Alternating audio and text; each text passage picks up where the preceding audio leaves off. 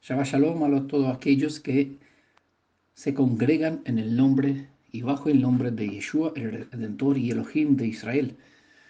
Bienvenidos a todos los que están participando en la congregación internacional Mi Redentores de Yeshua, esta comunidad de hebreos israelitas. Espero que todos estén bien, se sientan bien aquí en su familia y que puedan aprovechar lo que compartimos sobre el Elohim de Israel. En este día, en este Shabbat, voy a comentar un tema que antes mencioné en un otro estudio que se llamaba Hamenahem, ¿no? El Consolador, sobre el Consolador, Menahem. Eh, hablé algo sobre la Shejinah, ¿no? Esta presencia, esta luz, esta manifestación, este resplandor que descansaba entre los dos querubines sobre la arca de la alianza. Y mencioné en aquel contexto, en aquel audio, en aquel estudio, que vamos a hacer un tema específico sobre la Shejinah. Bueno, vamos a dividir este tema en dos partes para presentar también siempre, como saben, todos los temas que compartimos tienen conexión con el Elohim de Israel, ya que este término Shejinah no es más que una referencia que nos conecta con él. Y como el asunto principal de todo lo que estamos tratando es dar a conocer quién es el Elohim de Israel para lograr conectarnos con él, no solamente para tener conexión con él, sino para poder tener esta intimidad con él, eh, pues esta idea no forma parte también del estudio que compartimos sobre la Shejinah.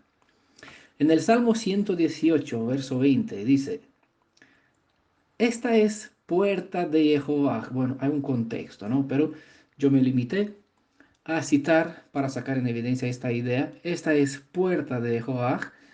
Es la forma de pronunciar las cuatro consonantes juntos. No es un nombre, es la forma del apelativo y Jehová que se puede leer como si fuera una palabra, un nombre y Jehová, ¿vale? Tengan en cuenta siempre, no es nombre, nunca lo usamos como nombre. ¿Vale? Esta es la puerta de Adonai, si quieren, ¿no? Jehová. Por ella entrarán los justos. ¿Por qué cité este salmo? Bueno, este salmo no tiene nada que ver con el tema que compartimos, pero es para que recordar o enfatizar una vez más que hay asuntos en las escrituras que no todos tienen acceso a entenderlos. ¿Por qué razón? No porque la información o el conocimiento sobre Elohim no está a disposición de todos. Todos tenemos a través de la Biblia todo el conocimiento necesario, todo lo que necesitamos, la verdad absoluta que el ser humano puede tener sobre Elohim, sobre lo que es importante conocer en cuanto a su vida, su redención, ¿no? La suma de tu palabra es la verdad. Bueno, en la verdad no hay más. Emet es completo, es Aleph, Mem, Tav, ¿no? Resumen la parte esencial de todas las escrituras. Entonces comienza de Génesis, se acaba en Apocalipsis y en el centro de todas las escrituras, como dijo Yeshua, sobre mí hablan, ¿no? Entonces hay una puerta para que una persona pueda entrar en la verdad y como vimos en nuestro estudio de la serie Profecías al Día, vemos que por este camino es el camino de la santidad. En este contexto de Salmo 118, verso 20 dice, andarán, entrarán los justos. Hay muchos que buscan al Elohim de Israel y muchas personas hablan sobre él, pero no todos, y muchos obrarán milagros en su nombre, ¿no? Lo dijo Mateo, eh, Yeshua bien lo explicó en el libro de Mateo, harán milagros, señales, sacarán demonios, curarán gente, convertirán, bautizarán decenas, ¿no? Miles. Eh, Más no tuvieron intimidad con él, no lograron a conocerlo. Entonces, hay una puerta abierta en cuanto que Elohim dispuso, pero no entrarán todas las personas, ¿no? Hay una puerta larga y una estrecha.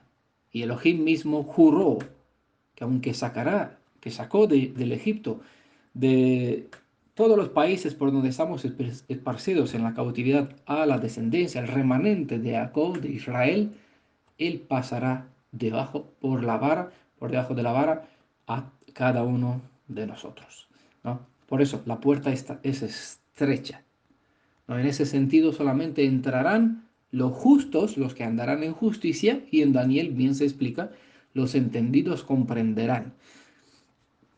Nosotros tratamos de no buscar maravillas, nosotros no buscamos. Ese servidor, Daniel Udraica, nunca va a presentar algo como qué maravilloso, mira qué importante, qué descubrimiento, qué revelación, porque eso sí impacta, atrae a la gente, ¿no? Nuestro propósito es buscar a través de las escrituras, de las cosas del pasado, y investigamos las antigüedades de nuestra fe que tenemos en la escritura, no para hablar, para tener lo que hablar sobre Elohim, para ser uno más, sino para lograr conocerlo de una forma que nos ayuda a conectarnos con él, ¿vale? Conocerlo de una forma más íntima. Bueno, la Shejinah designa la presencia del Elohim viviente que habita en medio de su pueblo, ¿vale? Eso es lo que se debe saber desde el principio. Este término Shejinah viene de una palabra hebrea que es Shakan, que en hebreo traducido al español significa la que habita o la que reside. De aquí se puede traducir, como mencioné en este estudio sobre Menahem, como vecino, ¿vale? Es importante, por eso he dividido este tema en dos partes para pasar a la segunda parte de la eh, lo que hay más allá de las letras. En esta primera parte nos vamos a dedicar a la letra, ¿no? A lo que el mero texto presenta, lo que las escrituras nos revelan en el Tanaj, y en la segunda parte vamos a pasar al siguiente nivel más profundo, donde vamos a ver quién es en realidad Shejinah hecha carne, ¿vale? Para decir así, de una forma más concreta que para muchos, eh, pues para muchas personas no entrarán por esta puerta porque no desean conectarse de esta forma con Elohim, con Adonai.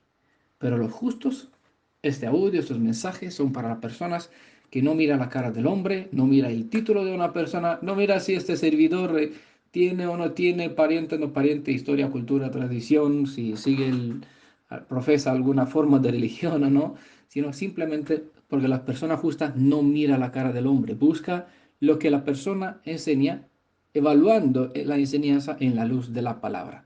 Eso es justicia, ¿no? Entonces, los que practican la justicia son los justos, ¿no? Los sadekim, los justos. Bueno, entonces, esta palabra Shejinah tiene otra palabra, o viene de una palabra que es Shakan, que significa la que reside, la que habita.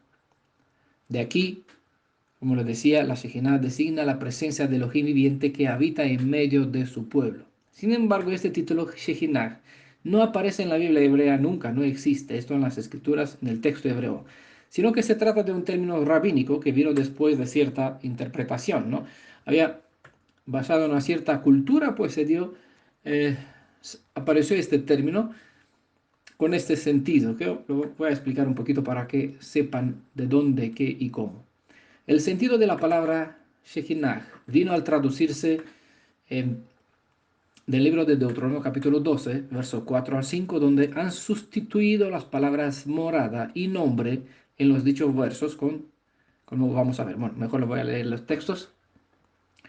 En el texto original hebreo dice, no precederéis así respecto a Adonai, vuestro Elohim, únicamente el lugar elegido por Adonai, vuestro Elohim. No, era una forma de una cierta práctica que se tenía que hacer específicamente en el lugar que Elohim indicó, no por donde sea que le daba la gana a cada uno, pues que hagan sacrificios, que traigan ofrendas, eso no se podría en cualquier lugar, sino solamente donde Elohim indicó como lugar, centro de mando, ¿no? Para decir así en Israel.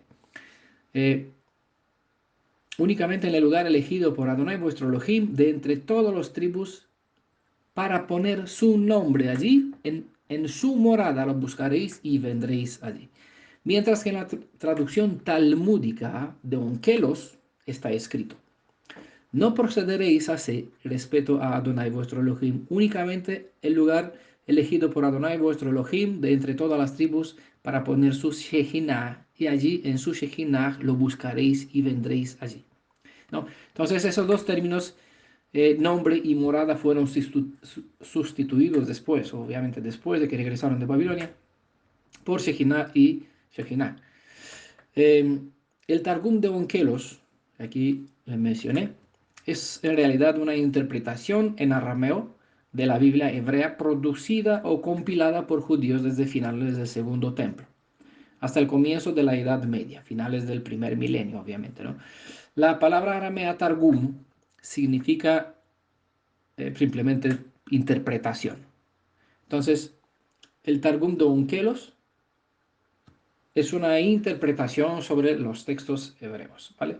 Así bien, debido a esta interpretación, fue sustituir el nombre y morada por Shejinah. ¿De por qué? Yo lo vamos a ver por qué. No es eh, algo malo que hicieron en ese sentido para descartar a los traductores o decir que el Targum de Onkelos es espurio en ese sentido porque cambiaron el sentido de las palabras. Tiene cierta explicación racional y se les voy a presentar para que sepan.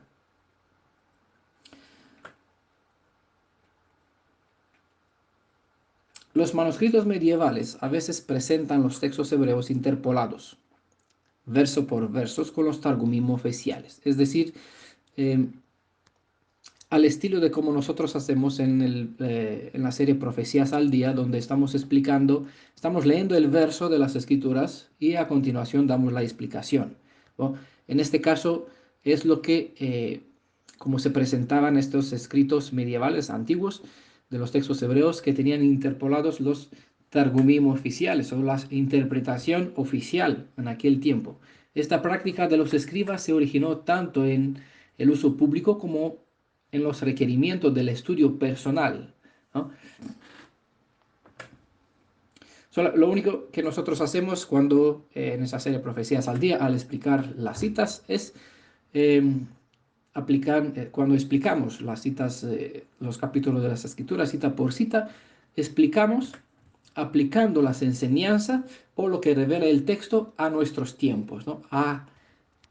Actualizando las citas o como decimos siempre, usamos el pasado para entender el presente, ya que muchas veces lo que se comenta desde el pasado es proyección sobre el momento en cual o el tiempo en cual nosotros vivimos. En los textos de Targum de Onkelos, la palabra Shejinah sustituye la palabra morada, que es Shakan, ¿no? Siempre Shejinah fue puesto en lugar de morada, de Shakan, como Shakan. Como las ambas palabras Shejinah y Shakan, es decir, morada, tienen tres consonantes en común, Shif, Kaf y Nun. Debido al significado parecido, el intercambio de términos no ha sido un problema. La identificación del apelativo de Elohim, las cuatro consonantes, Yihye, Jaya, Jové, que juntos se pronuncia como si fuera un nombre de Jehová, con el título Shejinah, se presentó como si ambas fueran lo mismo, es decir, el apelativo y el título Shejinah, con el apelativo de Adonai, Yihye, Jaya, Jové, Yod, se presentaron como si fueran una misma cosa, ya que los dos describen a un mismo ser, ¿vale? No por la palabra en sí o el término y el título, sino por el significado, porque los dos indican sobre un mismo ser.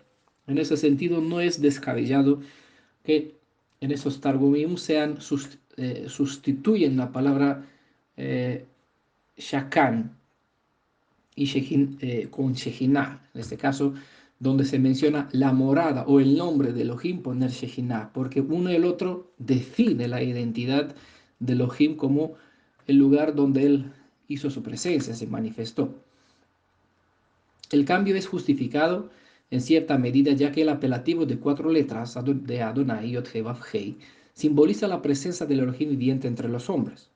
Su deseo se expresó en la instrucción que él dio al pueblo hebreo a través de Moisés, para que hagan un Mishkan, es decir, un santuario, a fin de que él more en medio de su pueblo. En Números capítulo 24, verso 5 y el Salmo 132, verso 5, se puede apreciar la palabra Mishkenoteca, que se traduce en estas citas con sus lugares de residencia. En consecuencia, el pensamiento hebreo, la Shejinah, del pensamiento hebreo, la Shejinah, se refiere a una vivienda o un espacio indefinido, es decir, no se limita a un espacio, va a decir solamente el templo, sino el lugar, como era en este caso en santuario, en el desierto donde separaba el campamento del hebreo, allá Era un espacio indefinido, no limitado de tiempo, donde se manifiesta la presencia de Elohim. Sea donde sea que se manifiesta la presencia de Elohim, sea como sea que se manifiesta, se puede presentar como el lugar de residencia de Elohim, o bien se puede decir la Shejina.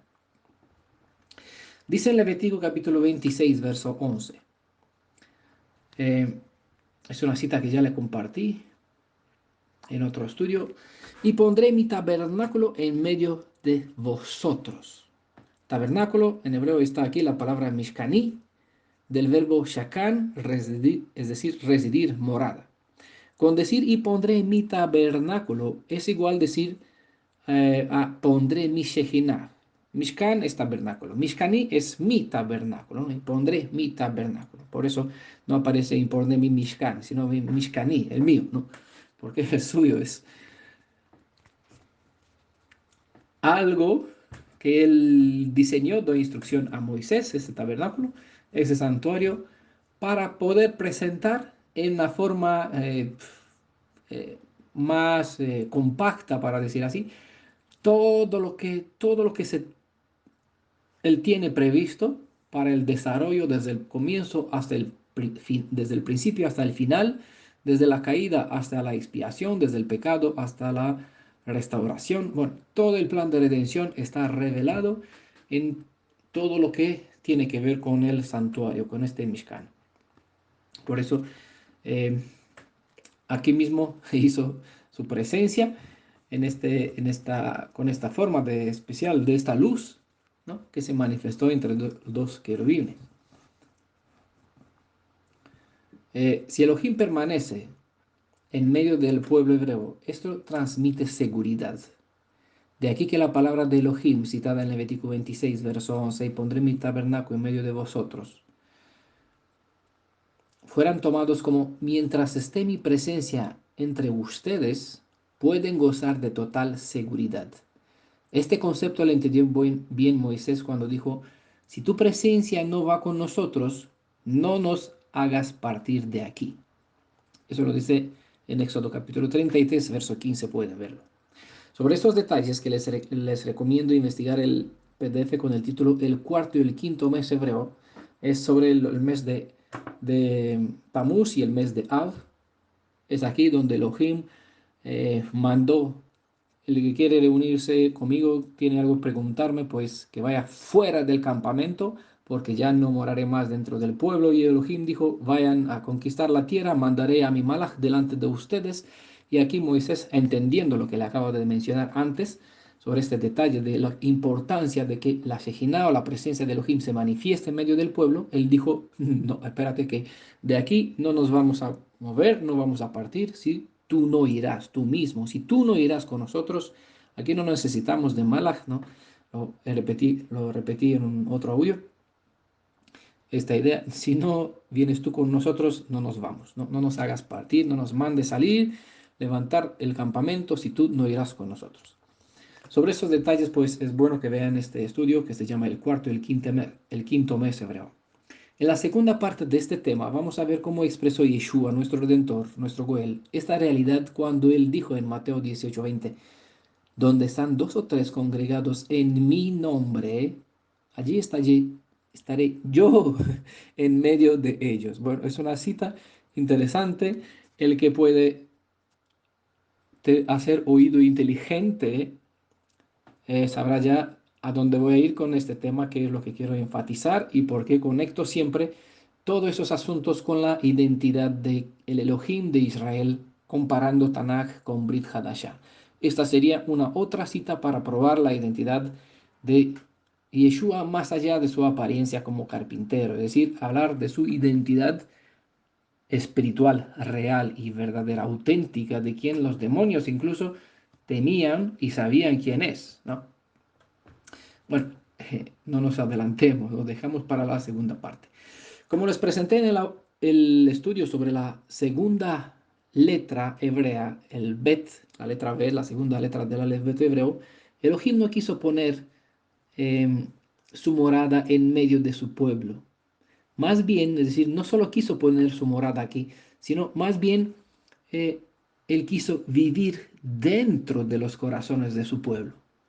Así que antes de decir cualquier cosa, les invito a estudiar el PDF y escuchar los 3 audios sobre la letra Bet para tener un claro entendimiento respecto a este detalle, no sin importancia de esta cita. Pondré mi tabernáculo en medio de vosotros. ¿Vale? Aquí hay una clave y en el estudio que le recomendé sobre la letra Bet se explica mejor qué significa en medio, ¿vale? Que no es algo aquí como vengo en tu casa, sino quiero dentro de tu alma. Es aquí donde conecté esos estudios que le recomendé con el de Hamenahem, porque él quiso poner, Yeshua mencionó bien claro, vendré a ustedes, Mateo 16, Hamenahem es la parte 1, es la parte 2, el consolador prometido es la parte 1, está en nuestro canal de YouTube, en PDF está en el mismo estudio, sobre Mateo 24, Juan 10, 14, perdón, donde mencionó, Yeshua dijo claramente, el que me ama guarda mi palabra, yo y mi Padre vendremos, haremos morada en su corazón, no os dejaré huérfanos, dijo Yeshua, vendré a ustedes, pero no de la forma como me vieron los hombres, es decir, el mundo ya no me verá más, vendré, pero no igual. Bueno, les recomiendo que escuchen, que estudien el PDF. Mencioné el cuarto y el quinto mes, sobre el Hamenahem, sobre el Consolador Prometido, y el otro sobre, bueno, no sé si había otro. Bueno, da igual, seguimos con nuestro tema. Quien escuchan pues se entera y toma nota de lo que les recomiendo. Así puedan... em, puedan ubicar la idea o la enseñanza en su contexto, ¿vale? Una evidencia sobre la letra Bet, si él era el estudio sobre la letra Bet, ¿vale? El tercero, una evidencia clara pueden leer en Segunda Crónicas, capítulo 7, verso 16, donde se menciona que Elohim eligió Jerusalén como morada, es decir, un lugar terrenal donde esté su nombre. Obviamente que no se trataba de un sitio donde había una grabación con algún nombre tallado en la pared o, bueno, algún tatuaje, ¿no? Sobre los hombros de los sacerdotes, o sea, lo que sea, ¿no? No había algo físico donde se vea de una forma real un nombre puesto aquí. El contexto de la cita indica o deja claro que con el término nombre se refiere a Shejinah, la nube que llenó el templo, y esto como un símbolo visible de su presencia. Elohim viviente permaneció en medio de su pueblo hasta que estos dejaron de serles fieles. Cuando ellos se rebelaron descaradamente, es decir, no todos no somos infalibles, ¿no? Todavía no estamos perfeccionados, estamos caminando para recuperar la imagen y semejanza que hemos perdido. En ese sentido, todos hay algún momento cuando fallamos el blanco. Por eso menciono específico descaradamente, porque es de una forma continua, al estilo de como se menciona sobre los días de Noé, donde se menciona en Génesis 6 que toda la inclinación de su mente era dirigida hacia el mal.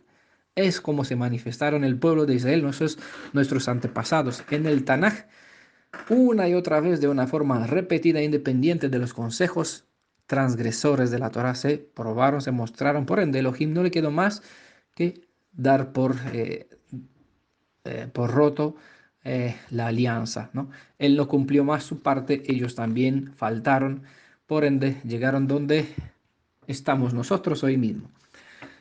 Prontamente después de que ellos actuaron de esta forma descarada, su presencia dejó de manifestarse en medio del templo y como tal, obviamente los sacerdotes y caso seguido el pueblo dejaron de invocar el nombre de Elohim. La desgracia no tardó mucho, pronto el templo quedó destruido y el pueblo esparcido. Lo mismo una y otra vez se repitió en, en Shiloh, donde fue el tabernáculo por la primera vez en el templo que edificó Salomón. Sucedió lo mismo con el tiempo después que Zorobabel edificó el templo, quedó destruido también en parte por la mano eh, de Antíoco Epifanes, los griegos. Vino también Herodes, lo engrandeció un poquito, lo amplió, lo hizo más hermoso todavía y otra vez cayó en ruina. ¿vale? Voy a dejar aquí un shelach para los que escuchan, que entiendan, que presten oído inteligente, que mediten, porque quien no aprende de la historia del pasado, pues repiten las desgracias. Hay una otra historia que les quiero recomendar en ese sentido para que entiendan. Hay em, detalles que le mencioné, un estudio que se llama Los 7 templos de Adonai, ¿no? No es uno, no es dos, son 7, ¿no? Y el más importante, en el más importante, pues estamos viviendo el tiempo de su formación, de preparación de esos materiales que serán edificados de las almas vivientes. Ellos formarán el templo del Elohim viviente. Un templo viviente para el Elohim viviente. Bueno, en la cultura hebrea, los nombres de Elohim definen diferentes estados como el Elohim viviente, como es el Elohim viviente, como él dio a conocer su carácter, su forma de ser a través del pueblo para todo el mundo, a través del pueblo hebreo, ¿no? Para todo el mundo. Así que a través de sus nombres, él no solo ha expresado su carácter, sino también sus promesas hechas hacia la descendencia de su pueblo, y en virtud de esto, hoy tenemos esperanza porque él no cambia a pesar del paso del tiempo. Él hizo ciertas promesas hace miles de años. Hoy hemos vuelto a la vida. Estamos buscando regresar a las antiguas raíces de la fe hebreo-israelita, a recuperar el conocimiento sobre quién y cómo es el Elohim de nuestros antepasados, y solo porque Él es el fiel consolador en medio de su pueblo, el Hamenahem, ¿no? El Elohim viviente, que no sea, que no sea revelado de una forma personal física, como se expresa en el libro de Éxodo, capítulo 33, verso 20. Se da a conocer mediante los nombres y entre todos ellos el apelativo Ijie, Jaya, Vejove, Yotje, Vavje, estas 4 consonantes, el tetragramatón, es el más importante, ¿vale? Como apelativo, no como nombre personal. Recordamos, les invito también que escuchen los que no saben diferenciar un apelativo de un nombre. Hay un estudio que se llama, hay 2 audios en mi canal de YouTube en Defensa de la Verdad que se llama Ani Omed, ¿vale? Cuando Moisés preguntó cuál es tu nombre, él dijo Ejiej Asher Ejiej. Aparte o independiente de eso, así dirás al pueblo de Israel, Elohim de vuestros padres, ¿no? Y este será mi apelativo para siempre, ¿vale?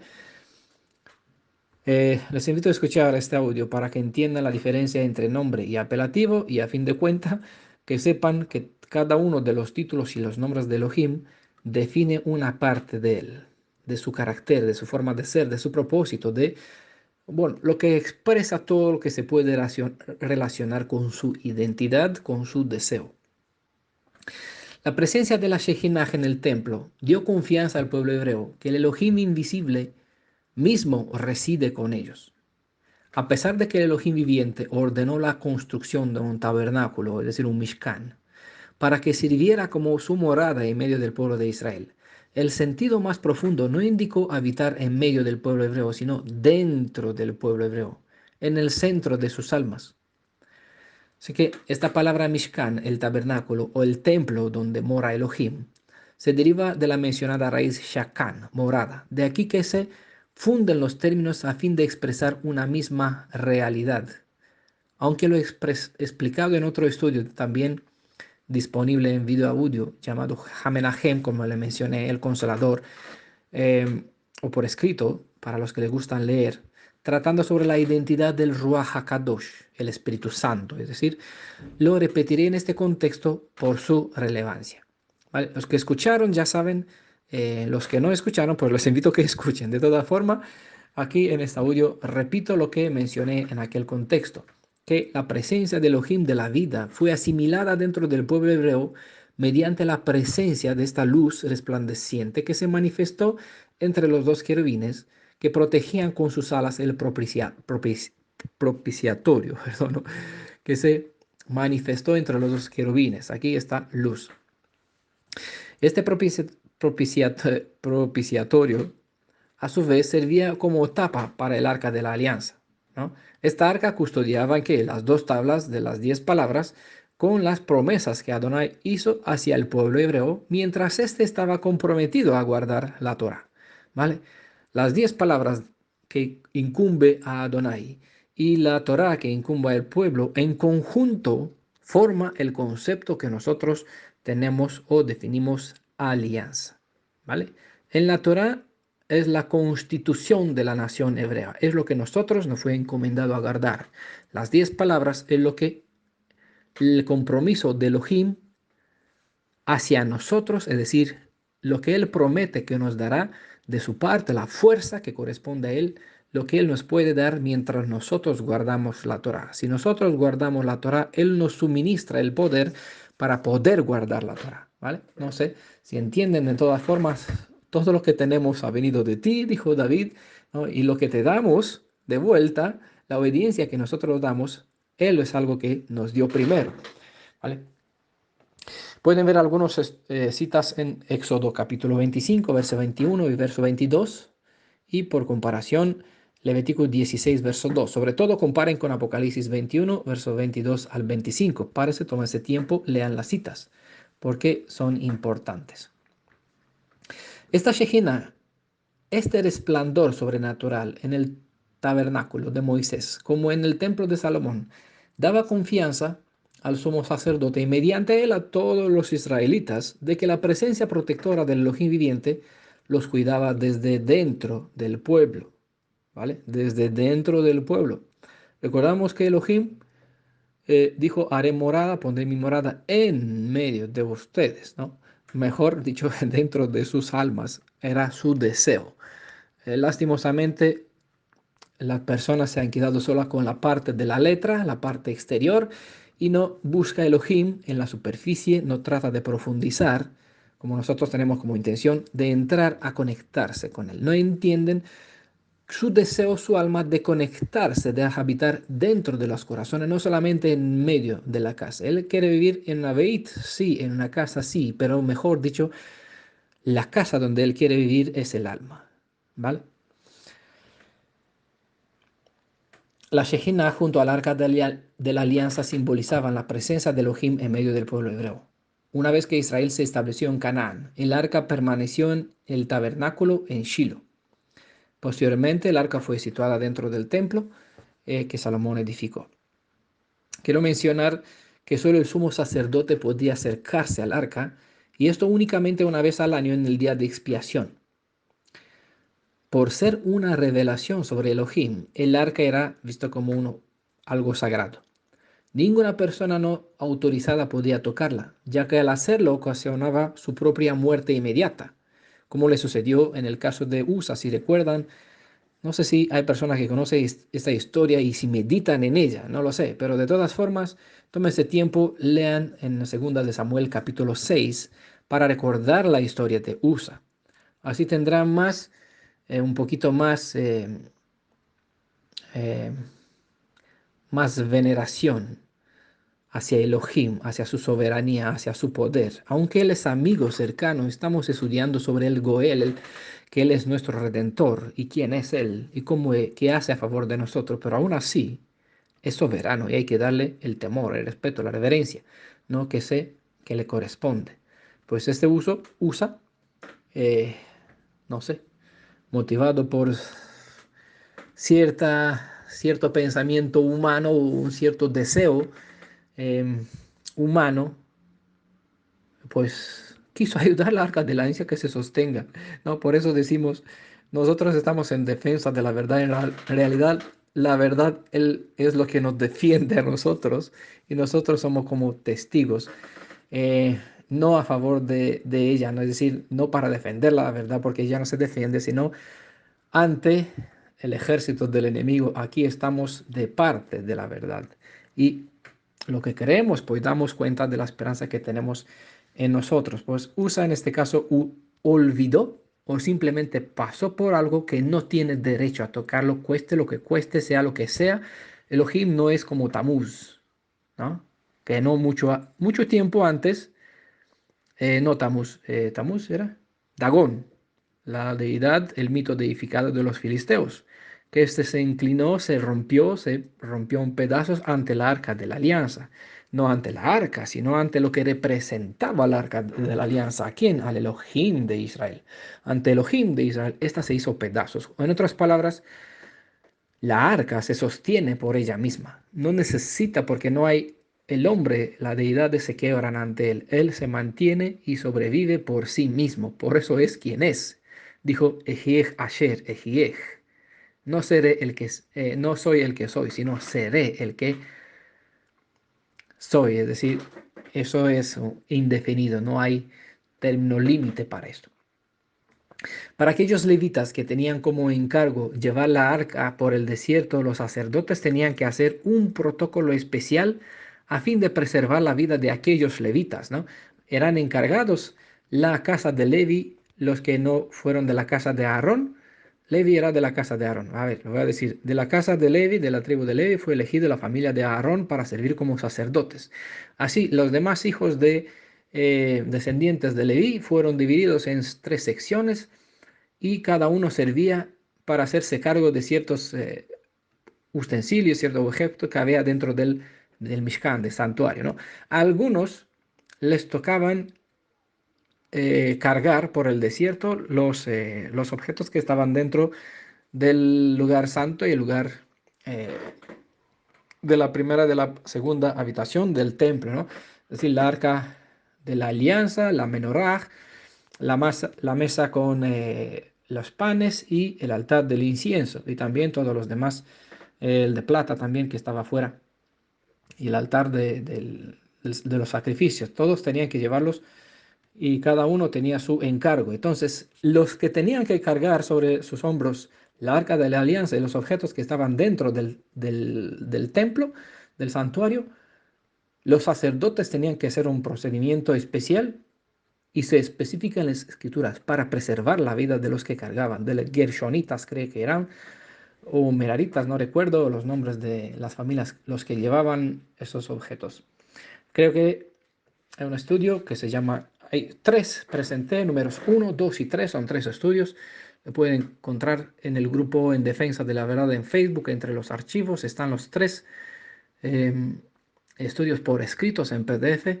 Uno de ellos menciona que los sacerdotes tenían que proteger a los levitas que no toquen estos objetos sagrados, santificados, porque si no morirían, aunque eran levitas, consagrados para hacer un trabajo dentro del templo. Entonces, en virtud de estas leyes, Usa debería tener en cuenta este detalle y no tocarlo porque él no era levita, obviamente. Y aún así, no podía tocarle sin tener la intercesión de los sacerdotes que tenían que estar aquí al lado. Bueno, son detalles importantes. Segunda Samuel capítulo 6 pueden ver. Lastimosamente, con el paso del tiempo, el arca llegó a servir como un mero talismán en batallas, ¿no? Generaciones han buscado el arca por pensamientos que ésta conllevaba ciertos poderes milagrosos. Incluso hay películas con nazis estando buscando la arca de la alianza, encontró alguna y los consumió a todos, ¿no? Se abrió una luz incandescente y aquí consumió a todos los nazis que la encontraron. Bueno, películas. Del mismo modo, la gente trata hoy de saber cuál es el nombre del Elohim de Israel, pensando que sabiéndolo pueden obtener grandes poderes.